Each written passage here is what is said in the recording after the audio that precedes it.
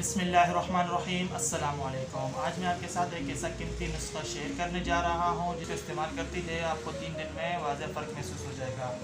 अगर आपके hormone disturb है या वज़न ज़्यादा है या आप मोटापे का शिकार है, कोलेस्ट्रॉल ज़्यादा है या फिर आपको कब्ज़ है, ऐसी ख़वातीन जो PCOS का शिकार है, रहम में रसोलियाँ हैं या फिर औलाद जैसी नेमत से महरूम है, जोड़ों में दर्द का नुस्खा ज़रूर आजमा कर देखिए। आज के इस नुस्खे में सबसे पहली चीज़ है अलसी के बीज।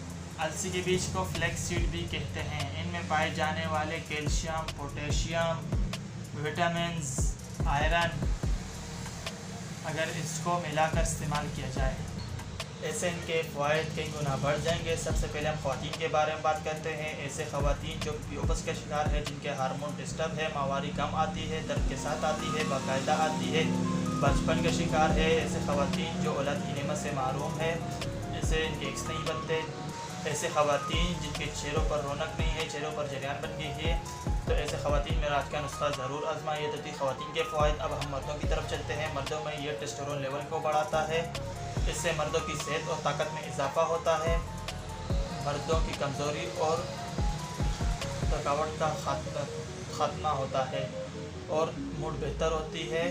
ऐसे मर्द हजरात जो बचपन का शिकार है, जिनके स्पर्म नहीं बनते, जिनके स्पर्म कमज़ोर है, वो भी इस नुस्खे को ज़रूर आजमाएं। आज के नुस्खे को देखा जाए तो ये दिल और सेहत के लिए बहुत ही मुफीद है। इससे दिल की बन शरियानें खुल जाती है, दिल की धड़कन और हाई ब्लड प्रेशर कंट्रोल रहता है। गैस कब्ज़ के लिए आज का नुस्खा बहुत मुफीद है। ये तो थी आज की मुख्तसर नुस्खा। अब हम आते हैं इसको बनाते कैसे हैं और इसको इस्तेमाल कैसे करेंगे।